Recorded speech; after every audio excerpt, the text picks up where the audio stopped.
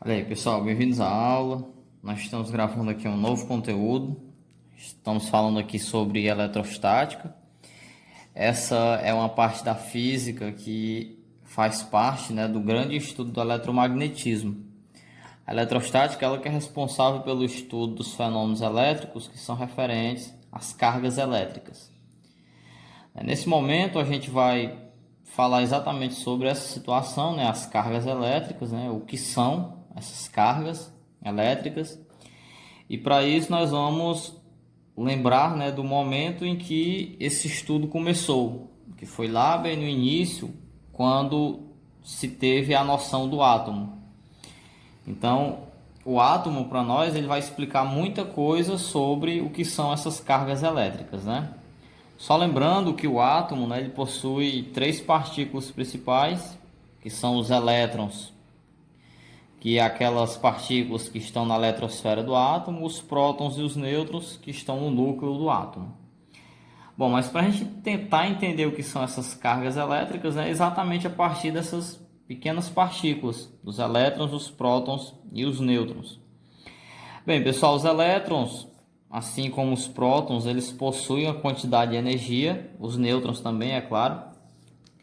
E essa quantidade de energia é o que vai dizer para nós o que é essa carga elétrica, né? Bem, os elétrons, eles têm a seguinte situação. Ficou uma conversão, isso é bem antigo, né? Que os elétrons, eles têm o sinal de carga negativo, os prótons, o sinal de carga positivo e os nêutrons, como o nome está dizendo, é igual a zero, né? Não, a gente não vai tratar de valores para os nêutrons. Então, os elétrons eles possuem carga negativa, os prótons carga positiva. Então, a partir daqui é o que vai dar início ao nosso estudo sobre a eletrostática. Essa observação é bastante importante. Quando a gente considera os fenômenos elétricos, há somente movimento de cargas negativas, que são chamados elétrons livres. Aí você pode estar se perguntando, sim, mas não porque os prótons, né? Os prótons não, porque os elétrons, é eles que têm a maior facilidade de se desprender do átomo. Exatamente porque eles estão na eletrosfera, né? Na parte que fica mais afastada do núcleo do átomo. Então eles têm a maior facilidade de se desprender, por isso o nome é elétrons livres. Então na eletricidade a gente só vai trabalhar com movimento de cargas negativas, ou seja, os elétrons. Então são eles que vão dar para nós o sentido da eletricidade, tudo certo? Para isso a gente vai continuando nas nossas questões, né? Pode aparecer o chamado corpo eletricamente neutro e o corpo eletrizado. O que seria o corpo eletricamente neutro, né? O eletricamente neutro é aquele em que a quantidade de prótons ela é igual à quantidade de elétrons. Nesse caso aqui, ó, eu tenho 3 prótons, 3 elétrons. Então, se são iguais à mesma quantidade, o corpo ele é neutro. Atenção que dizer que é neutro não é dizer que não tem carga. Ele tem carga. Observe que ele tem, ó. Só é a mesma quantidade de um lado, quantidade do outro. Mas ele possui carga, só que ele é neutro, então é igual a zero essa quantidade. Tá ok? Se fizer a soma, né? Agora aqui, pessoal, observa a situação seguinte. Se eu retirar um elétron, né, ó, se eu retirar um elétron, o corpo ele passa a ter 3 prótons, passa a ter 2 elétrons, né? Então observe que a quantidade de prótons ela é maior.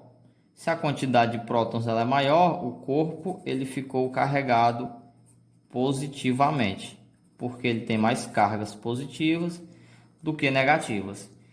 E se fosse o contrário, né? Se o corpo tivesse mais elétrons do que prótons, é o que você já pensou, ele estará carregado negativamente. Então eu posso trabalhar com essas três situações: o corpo neutro, que é quando as quantidades são iguais tanto de prótons quanto de elétrons, positivamente quando possui mais prótons, negativamente quando possui mais elétrons. Então essa seria a situação. Continuando ainda falando sobre cargas, né? A gente está tentando entender ainda o que são essas cargas. Nós temos a chamada carga elétrica elementar. O que seria isso, né? A carga elétrica elementar, pessoal, é um valor que nós vamos dar tanto para o valor, a quantidade de energia do elétron, quanto do próton. Então, quando eu falo de carga elétrica elementar, eu estou falando da quantidade de energia que possui no elétron e no próton. Existe uma curiosidade que essa quantidade de energia, né, ela é a menor quantidade de energia encontrada hoje na natureza. Então, você está encontrando aí o menor valor de energia hoje na natureza é a do elétron e a do próton. Carga elementar, representada aí por Ezinho, é igual, é um valor constante a 1,6 vezes 10 a menos 19. Esse C, o que seria?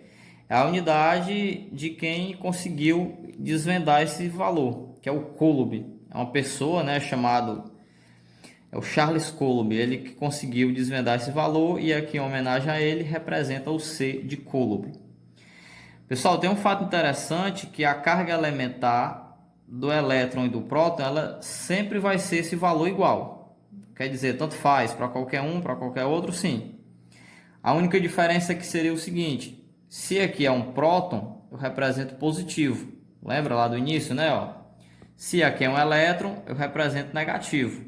Então, esse valor, se aparecer aqui negativo, ele pode até aparecer aqui, né? Eu posso até dizer mais ou menos. Pronto. Se for positivo, é um próton. Se for negativo, é um elétron. Lembre-se que sempre é o mesmo valor para qualquer um. Só muda o sinal.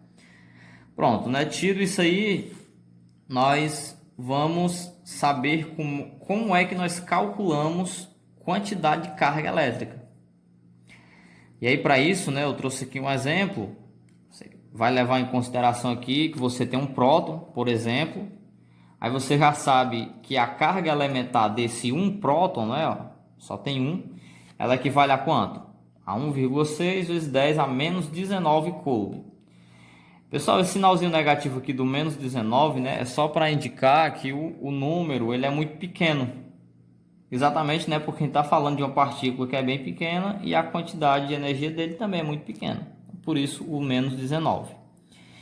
Bom, se você, por exemplo, tiver dois prótons, você aumentou, né, a sua quantidade de carga. Aí você já deve ter pensado, né? Olha, se um próton é 1,6 vezes 10 a menos 19, então se são dois, basta pegar esse valor e multiplicar por quanto? Por 2, não é? Então, por isso, ó, que 1,6 vezes 2, 3,2 vezes 10 a menos 19 coulombs. Pessoal, aqui tem um fato muito interessante que essa quantidade de carga, né, eu não posso multiplicar por um número que não seja inteiro. Por exemplo, eu não posso dizer que eu tenho um próton e meio. Então, sempre vai ser números inteiros. 1, 2, 3, 4, 5, infinitos. Mas eu não posso estar dizendo isso. 1,5, um próton e meio, dois prótons e meio, não posso estar dizendo isso. É por isso que na física a gente diz que a carga ela é quantizada. Por que quantizada? Né? Porque ela só pode ser multiplicada por números inteiros. Que é o que vai acontecer aqui. Se você já pensou na equação, ela realmente é o que nós acabamos de fazer. Ó. Quem que será o nosso Q, né? Colocando matematicamente. O Q nada mais é do que a quantidade de carga. Quantidade de carga. Quem é o N? O N é o número de prótons. Lembra do exemplo? Aqui eu tinha quantos? Tinha 2, não é? 2 vezes o E. Quem é o E? É a carga elementar. Lembra o que foi que eu fiz? 2 vezes 1,6 vezes 10 a menos 19. Deu isso daqui. Esse N, né, o número, é só para representar o que eu acabei de falar. Ó. O número de elétrons e prótons só pode ser número inteiro. Então, 1, 2, 3, 4, nunca meio, né? Não existe essa ideia de um próton quebrado no meio. Aqui não existe essa ideia. Então, somente para reforçar essa noção da equaçãozinha, eu trouxe aqui um exemplo. De um corpo neutro.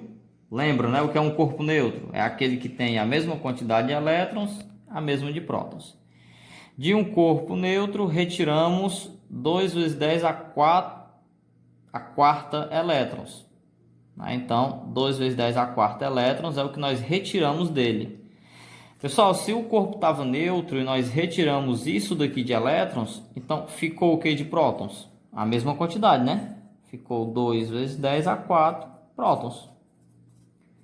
Porque se é para estar neutro, tem que ter a mesma quantidade, tanto de um quanto de outro. Ele ficou com carga elétrica negativa ou positiva?